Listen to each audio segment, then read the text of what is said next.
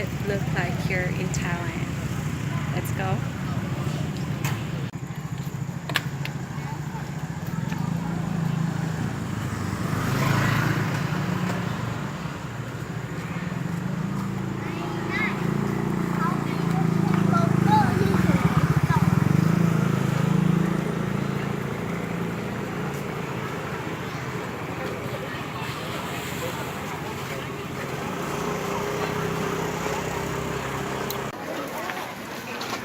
Let's buy fresh juice.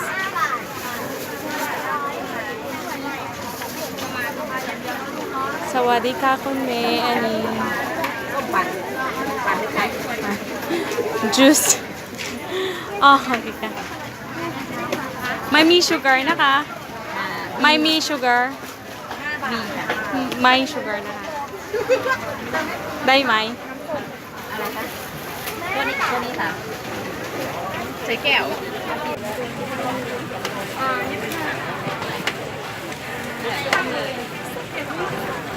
คนบ่าย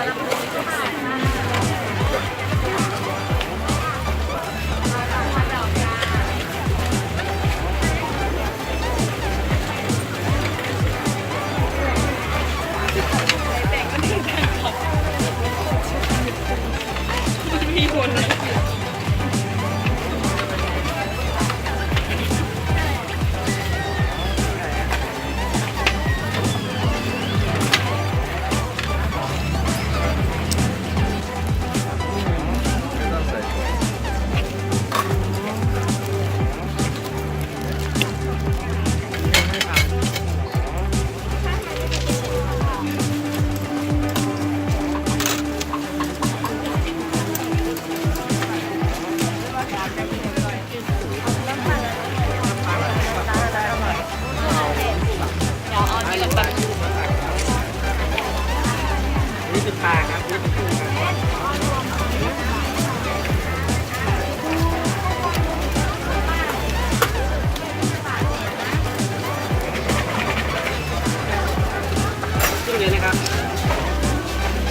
กลาง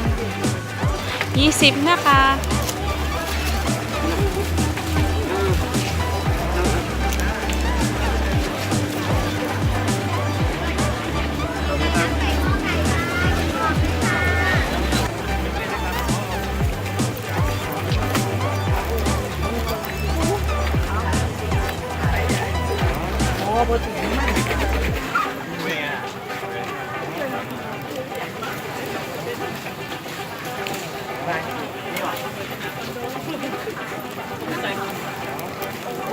เอา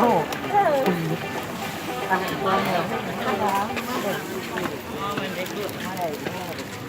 ขี่หัวว่าเด็กๆก็จะ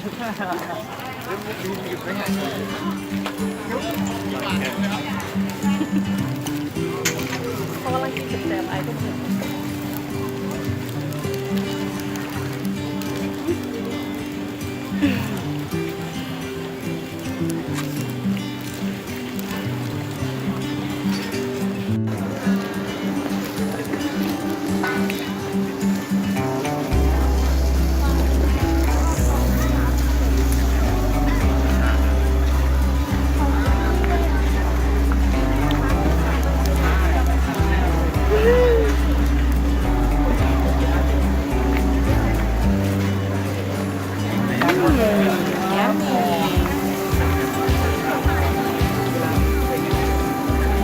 เรื่องแล้วข้อมูลนะครับ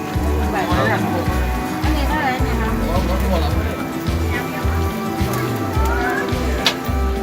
เอาเดี๋ยว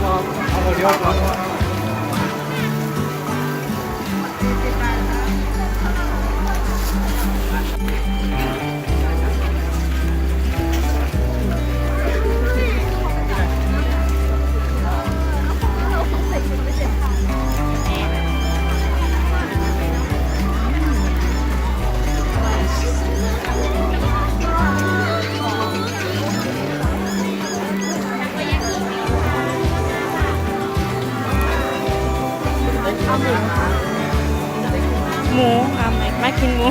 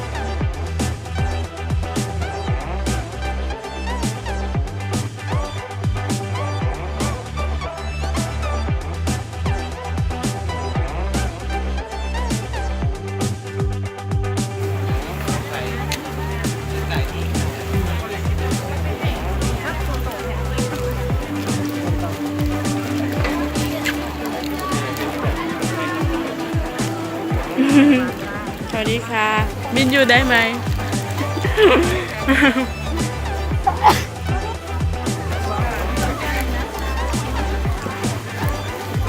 บางโลก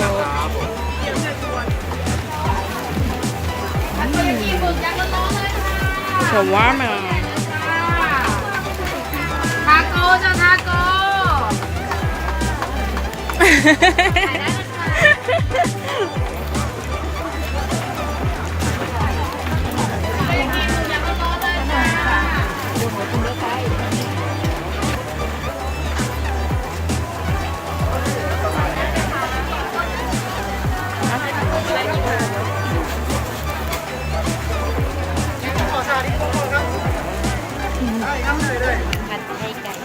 จอยมากใหญ่ นี่เลยค่ะ อร่อยนะคะ ไม่สั่งก้าวค่ะ ไม่กินหมูนะคะ ไก่ค่ะ ใกล้ละ ค่ะ รับรองเลยค่ะตัดป้ายเลยค่ะ จริงเหรอ ใช่100%อันนี้ยายก้าเล็ก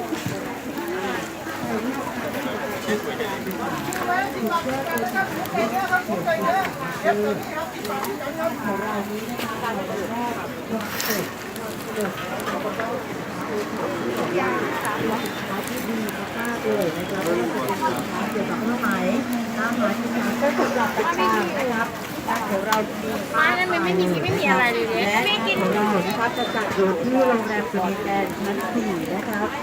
ในวันที่ เป็นคูปองส่วนลด50 บาทนะคะ กันยายนนะค ได้ รับ ร่วมงานฟรีค่ะ แต่ว่าทานอาหารหรือว่าซื้อของภายในงานฟรี50 บาทจัดที่ซูนีนะคะ วันที่ 12 ถึง 16 งานของเรา กัน นี้ ยายน ท่านไปงานของเราแล้วท่านจะไม่เสียแรงเปล่านะ เพราะว่างานของเรานี้มีรางวัลแจกทุกวันที่เป็นเครื่องใช้ไฟฟ้านะครับ และยังมีมอเตอร์ไซค์1 คัน อันนี้อะไรนะ เอา ทุกๆ อินไหนกะ ตลอดงานของเราเนี่ยเราจะแจก ไม่ 3 คัน ไม่ เลยทีเดียว ไม่ ให้กับ ไม่ ชาวจังหวัดบุรีรัมย์ from ใครที่แบบว่าไป Yes ซื้อสินค้าภายในงาน Where is ของ this? เรากี่บาทก็ได้ โอเค ซื้อ100 บาทขึ้นไปก็ได้ Sunny นะครับ Tower ซื้อ okay, 1,000 that's what บาท I'm ก็ได้หลาย asking คูปองนะคูปอง1 ใบเนี่ย September มี 12 มูลค่าที่จะไปร่วมลุ้นรางวัล โอเค นะครับ ค่ะ เป็นมอเตอร์ไซ ขอบคุณ ค์ ค่ะ 1 คันมากกว่า 30,000 บาทนะครับที่เราจะจับแจกนะครับในช่วงระยะเวลาในงานของเรานี่แหละนะครับแล้ววันสุดท้ายของเราเนี่ยเราจะแจกแทนของขนม4 ชุดเลยทีเดียวอย่างที่บอกว่าเป็นข้าวเที่ยงแล้วนะครับที่สินค้าภายในงานของเรา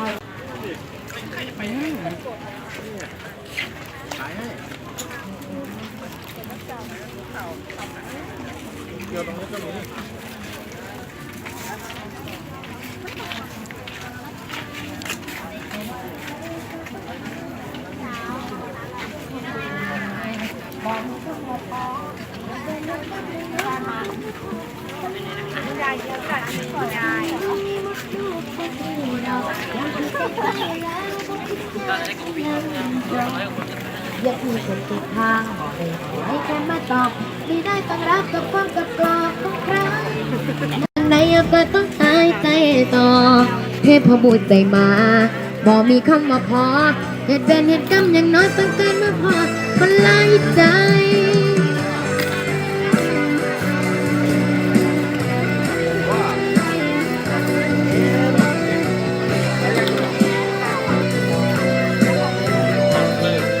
เ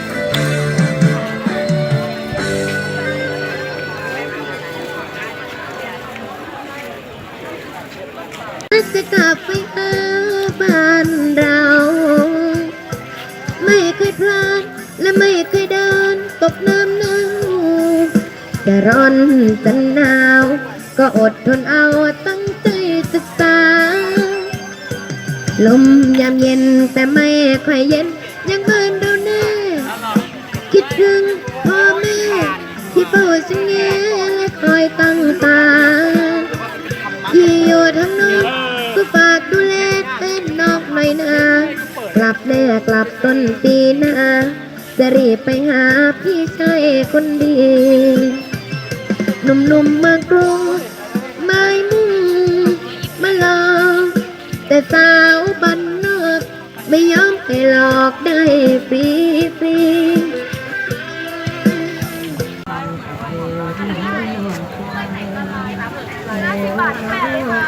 เลิกงานก็ถึง5 โมงแล้ว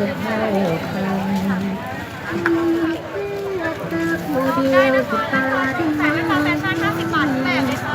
คนว่าของฉัน180 บาททุกวันทีครับผมก่อนได้ครับมีจับได้เลยครับผมสนใจลายไหนหยิบเข้ามาดูได้ครับ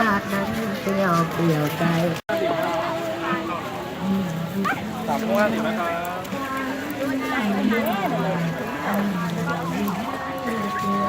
ดูก่อนได้นะครับดูก่อนจ่ายแจ้งโปรแกรม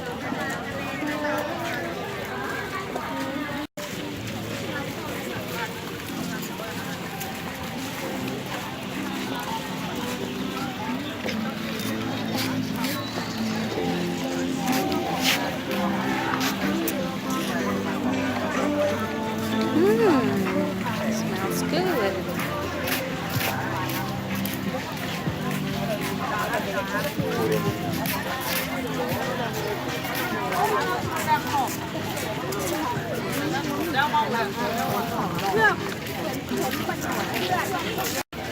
There are so many things to buy here. There's so many things to choose, and I don't know what to get. I just show you around. So apparently in the night market they also have a space for massage. If you want massage outdoor, then you can get it here too.